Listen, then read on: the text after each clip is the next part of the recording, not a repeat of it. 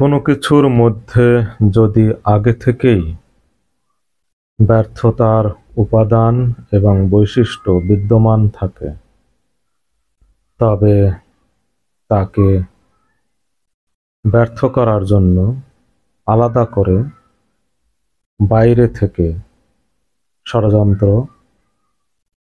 এবং পরিকল্পনা করতে হয় না। মাফিয়া সরকারের রেখে যাওয়া প্রেসিডেন্টের প্রধান উপদেষ্টা professor doctor Mohammad Yunus 17 November জাতির উদ্দেশ্যে দেয়া ভাষণে বলেছেন যে এই সরকারকে ব্যর্থ করার জন্য মহাপরিকল্পনা কার্যকর রয়েছে। স্মরণাতীত কালের এই ঘটনার পর যে সরকার প্রতিষ্ঠিত হলো, স্বল্প সময়ের ব্যবধানে সেই সরকারের আজকের সার্বিক যে পরিস্থিতি, যে অবস্থা, এই সরকারের বিরুদ্ধে যে সমালোচনা, যেসব অভিযোগ, এই সরকার ঘিরে যে হতাশা, ক্ষোভ, নৈরাশ্য, উদ্বেগ চারদিকে দৃশ্যমান, তার কারণ জাতির সামনে, অন্তত সচেতন মানুষের সামনে একেবারে ক্রিস্টাল ক্লিয়ার এবং একেবারে স্পেসিফিক অভিযোগ বিভিন্ন মহল থেকে যে স্বয়ং এই সরকারের প্রধান উপদেষ্টার দুই বাহুতলেই আশ্রয়, প্রশ্রয়, পৃষ্ঠপোষকতা পাচ্ছে ষড়যন্ত্রকারীরা এবং মাফিয়া সরকারের দোসররা, সুবিধাভোগীরা, মাফিয়া সরকারপন্থীরা।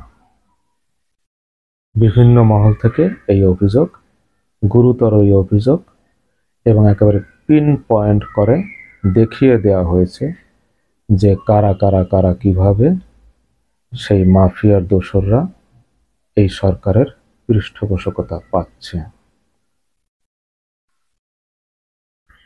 এবং আমি এই সরকারের এই যে সার্বিক অবস্থা, এজন্য উপদেষ্টা পরিষদকে দায়ী করতে চাই না, কারণ এটিও একেবারে পিন পয়েন্ট করে দেখিয়ে দেওয়া হয়েছে যে যেখানে উপদেষ্টা পরিষদেরই অনেক সদস্য সরাসরি মাফিয়া সরকারের দোসর, একেবারে পিনাকি ভট্টাচার্য সহ অনেকে একেবারে আঙ্গুল দিয়ে দেখিয়ে দিয়েছেন যে অমুক সরাসরি আওয়ামী লীগের সাথে জড়িত, অমুকের ব্যাকগ্রাউন্ড এই, অমুক সরাসরি মাফিয়া সরকারের দোসর, অমুক মাফিয়াপন্থী, অমুক মাফিয়া সুবিধাভোগী, অমুক গত 15 বছরে একটি টু শব্দও করেন নাই, অমুকের এই লিঙ্ক। উপদেষ্টা পরিষদের সদস্যদের কথা বলছি, যেখানে সরাসরি উপদেষ্টা পরিষদের অনেক সদস্য মাফিয়াপন্থী, মাফিয়া সরকারপন্থী, সেখানে যদি, এবং উপদেষ্টা পরিষদের অনেক সদস্য মাফিয়াপন্থী প্লাস সর্বত্র সেই সমস্ত ইম্পর্টেন্ট সেক্টরে যেখানে মাফিয়ার দোসররা ইনট্যাক্ট রয়ে গেছে, 2, 3, যেখানে মাফিয়ার দোসররাই আবার নতুন করে এই সরকারের থেকে সুবিধা পাচ্ছে, এই সরকারের আশ্রয় প্রশ্রয় পৃষ্ঠপোষকতা পাচ্ছে, পুনর্বাসনের সুযোগ পাচ্ছে। 3টা গুরুত্বপূর্ণ কথা বললাম। সেখানে এবং বলা হচ্ছে যে প্রধান উপদেষ্টার দুই বাহুতলেই এই মাফিয়াদের দোসর, মাফিয়া ষড়যন্ত্রকারীরা বসে আছে। সেখানে তিনি যদি অভিযোগ করেন যে এই সরকারকে ব্যর্থ করে দেওয়ার জন্য একটি মহা পরিকল্পনা কার্যকর রয়েছে, সেটি চূড়ান্ত স্ববিরোধিতা, বরং স্ববিরোধিতা তো বটেই, বরং জাতির সাথে তামাশা নয় কি? দেখুন, উপদেষ্টা পরিষদের কথা তো বললাম, সমস্ত ইম্পর্টেন্ট সেক্টরে মাফিয়াদের দোসররা কিভাবে ইন্ট্যাক্ট অ্যাজ ইট ইজ রয়ে গেছে সেটিও সচেতন দেশবাসী জানেন, এবং কিভাবে এই সরকারের অধীনে মাফিয়ারা আশ্রয় প্রশ্রয় পাচ্ছে সেটি আমাদের সেই প্রবাসী ইনফ্লুয়েন্সার, সেই এই বিপ্লবের যাদের অবদান অপরিসীম, সেই তারা চোখে আঙ্গুল দিয়ে দিয়ে দেখিয়ে দিয়েছেন। এদিকে আমি যেতে চাই না, সেটির তো লম্বা আলোচনা, এটি আপনারা তো জানেন। শুধু যে কথাগুলো তাদের অন বিহাফ অফ দেম আমি এখানে রেজ করলাম, তার আলোকে দু একটি কথা বলতে চাই। যে দেখুন, আজকে আইন উপদেষ্টা জেনেভায় যে অপ্রীতিকর সিচুয়েশন এর মুখোমুখি হলেন, এটা কি অস্বাভাবিক কিছু? যেখানে এই সরকার দায়িত্ব নেওয়ার পর আমি মনে করি উচিত ছিল প্রত্যেকটা বিদেশি দূতাবাস, প্রত্যেকটা বিদেশি মিশন থেকে একেবারে ঝাড়ুদার থেকে শুরু করে রাষ্ট্রদূত পর্যন্ত সবাইকে দেশে ফিরিয়ে আনা।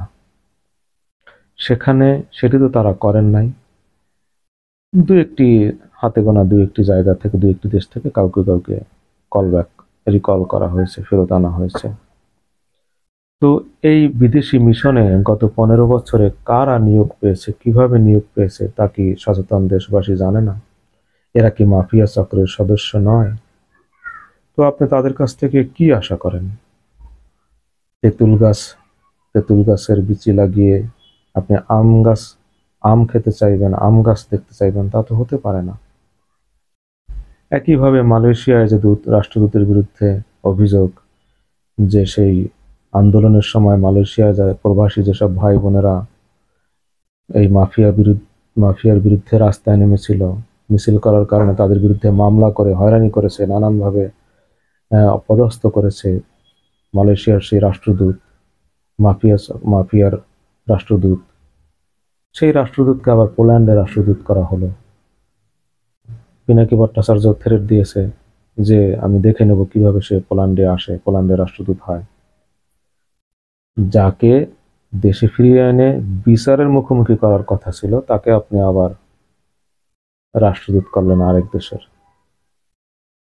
এখন ওইখানে যে উপদেষ্টা বসে আছে তার পরিচয় তো জাতি জানে, তিনি কোন সময়ে কার আমলে সচিব ছিলেন এবং সচিব হয়ে কি কি করেছেন, এবং এখন তার যে ভূমিকা, তো এ থেকে তো পরিষ্কার সবকিছু। আরেকটি ঘটনা হলো যে মাফিয়াদের যে দোসর, মাফিয়াদের সমস্ত যে চক্র, লুটেরা চক্র, মাফিয়া চক্র কিভাবে ইন্ট্যাক্ট রয়ে গেছে। তাহলে এই যে বিদেশি মিশনগুলোর কথা বললাম, এরা তো বিদেশে বসে ষড়যন্ত্র করছে। এরা তো আর আপনার পক্ষে কাজ করবে না, তো স্বাভাবিক। তারা মাফিয়া কর্তৃক সুবিধা প্রাপ্ত, মাফিয়া কর্তৃক নিয়োগ প্রাপ্ত, মাফিয়া চক্রের সদস্য, তারা আপনার হয়ে কাজ করবে? কেমন করে আশা করেন এটি আপনি? একইভাবে আমরা দেখলাম যে প্রফেসর ইউনূস দায়িত্ব নেওয়ার পর দফায় দফায় বৈঠক করলেন মাফিয়া চক্রের দোসর, মাফিয়া চক্রের সচিবদের সাথে, মাফিয়া হাসিনার সচিবদের সাথে। এই যে পররাষ্ট্র সচিব মাসুদ মোমেন 1 মাস পর্যন্ত এই সরকারের আমলেও দায়িত্বে ছিলেন, এবং প্রফেসর ইউনূস যে সচিবদের সাথে বৈঠক করলেন, তখন এই সচিবও তো ছিল। আন্দোলনের সময়, আগস্ট বিপ্লবের আগে এই সচিবের কি ভূমিকা, ন্যাক্কারজনক ভূমিকা অভ্যুত্থানের বিরুদ্ধে তিনি পালন করেছিলেন, আন্দোলনের বিরুদ্ধে, এটা তো সবাই জানে। তো এই ধরনের সচিবরাও টিকে ছিল এবং সেই সচিবদের সঙ্গে প্রফেসর ইউনূস বৈঠক করেছেন দফায় দফায়। কিন্তু তিনি দীর্ঘদিন বৈঠক করার সুযোগ হলো না তার সমন্বয়কদের সাথে। তাহলে এরপরে প্রফেসর ইউনূস বৈঠক করলেন কাদের সাথে? ওই যে ব্যবসায়ী নেতৃবৃন্দ এফবিসিসিআই এর সমাবেশে কি বলেছিল মনে আছে? কি গুণকীর্তন করেছিল মাফিয়া রানীর? সেই মাফিয়া চক্রের দোসর, মাফিয়াদের দোসর, কথিত ব্যবসায়ী, লুটপাটকারী, লুটেরা, ব্যাংক ডাকাত, ভূমিদস্যু, তাদের সাথে প্রফেসর ইউনূস বৈঠক করলেন। সবাই ছিল না, তাদের অনেকের সাথে। আবার হাসিনার রক্ষিতা জাতীয় পার্টির নেতাদের সাথেও প্রফেসর ইউনূস বৈঠক করলেন। আহা, কি দুর্ভাগ্যজনক, কি মর্মান্তিক। তাহলে আমি বললাম যে সমস্ত ইম্পর্টেন্ট সেক্টরে মাফিয়ারাই ইন্ট্যাক্ট রয়ে গেছে এবং সেই মাফিয়াদের সাথে তিনি বৈঠক করেন, মাফিয়ার দোসরদের সঙ্গে বৈঠক করেন। মাফিয়ার পন্থীদের নিয়ে গঠিত হলো সরকার। মাফিয়া পন্থীরা পেল আশ্রয়, প্রশ্রয়, পৃষ্ঠপোষকতা। খুনি জেনারেলরা, আয়নাঘরের কুখ্যাত খুনিরা অনেকেই এখনো নিজ নিজ পদে বহাল। এরকম প্রত্যেকটা সেক্টরে যেখানে খুনি পুলিশ বাহিনীর সমস্ত কর্মকর্তারা পালিয়ে গেল, সেখানে তাদের আবার অনুনয় বিনয় করে ডেকে আনা হলো। তো এই যখন অবস্থা চারদিকে, তখন সেই মাফিয়ার যে সমস্ত লুটেরা, খুনি, বড় বড় দাগি ক্রিমিনাল আসামিরা পালিয়ে গেছিল, তারা আবার ফিরে আসতে শুরু করলো। বিভিন্ন জায়গা থেকে আবার মাফিয়ারা মাথা উঁচু করে দাঁড়ানোর সাহস দেখালো। কেন? কারণ তারা দেখতেছে শুধু হাসিনা নাই, আর সব অ্যাজ ইট ইজ ঠিক আছে। গোটা জাতির সামনে এটি পরিষ্কার, একেবারে ক্রিস্টাল ক্লিয়ার, যে শুধু হাসিনা নাই আর সব ঠিক আছে।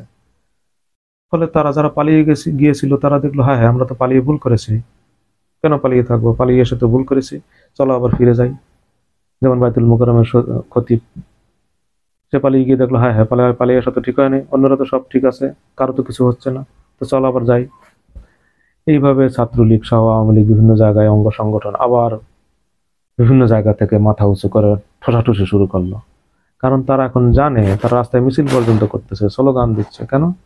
তারা জানে যে এই সরকার হলো এতই গণতান্ত্রিক, এতই উদারপন্থী, যে এরা তো আমাদেরকে আর মারবে না রাস্তায় গুলি করে করে কুত্তার মতো, যেমন আমরা মেরেছিলাম ওদেরকে কুত্তার মতো, রাস্তায় পিঁপড়ার মতো পিষে ফেলেছিলাম। হেলমেট বাহিনী রাষ্ট্রীয় বাহিনীকে রাষ্ট্রীয় বাহিনীকে দলীয় বাহিনীতে পরিণত করে, রাষ্ট্রীয় বাহিনীকে সন্ত্রাসী বাহিনীতে পরিণত করে, রাষ্ট্রীয় রাষ্ট্রীয় বাহিনীকে জনগণের বিরুদ্ধে লেলিয়ে দিয়ে নির্বিচারে গুলি করে মানুষ হত্যার যে নৃশংসতা তারা গত 15 বছর করেছে।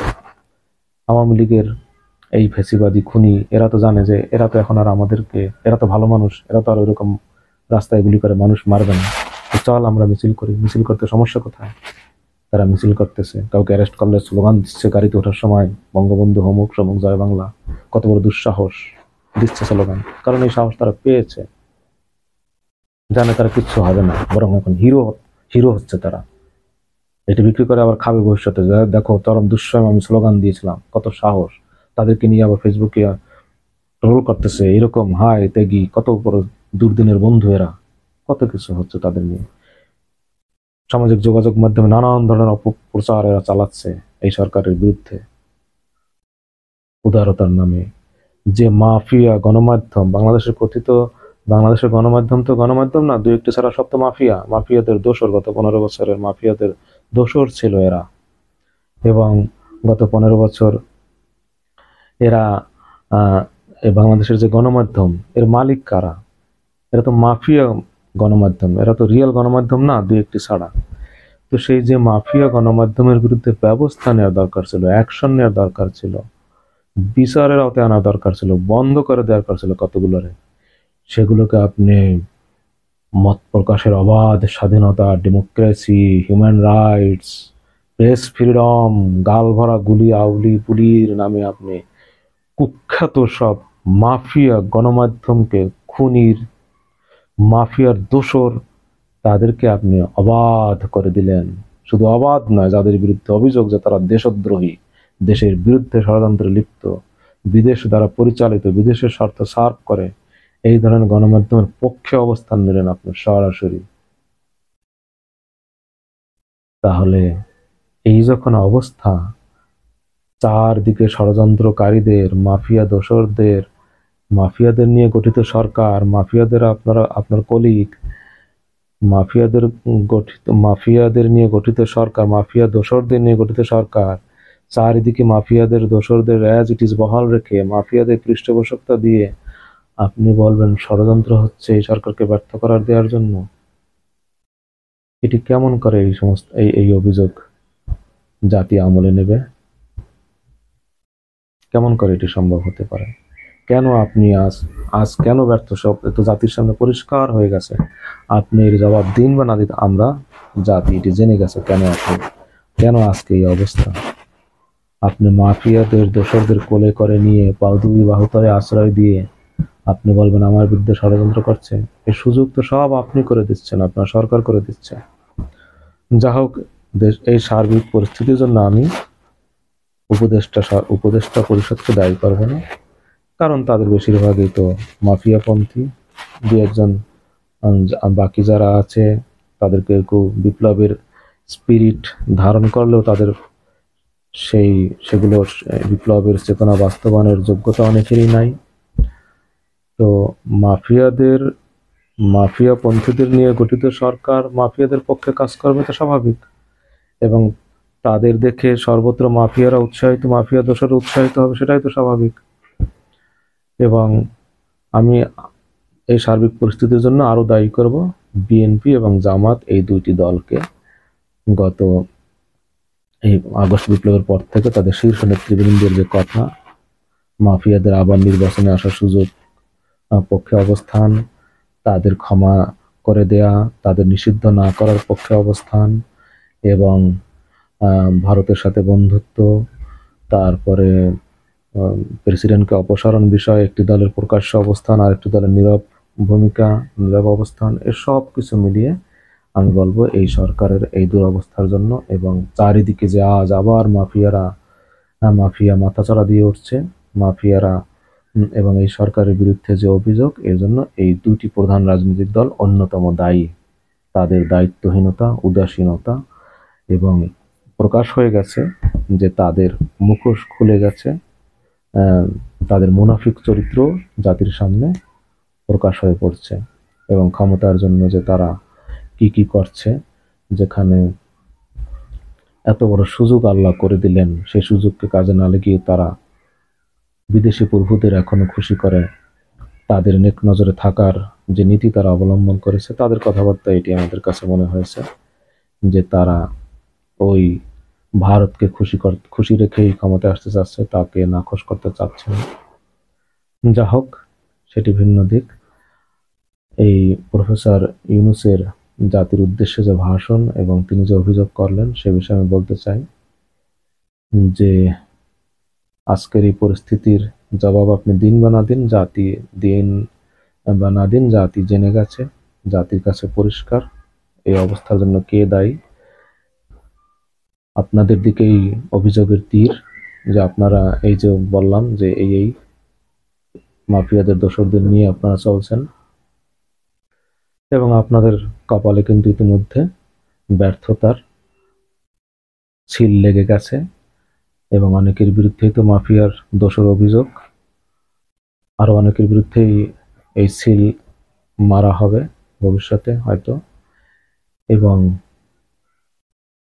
এই অনেকের বিবেকের কাঠগড়ায় ইতিমধ্যে আপনারা আসামির হিসেবে দণ্ডায়মান হয়ে গেছেন।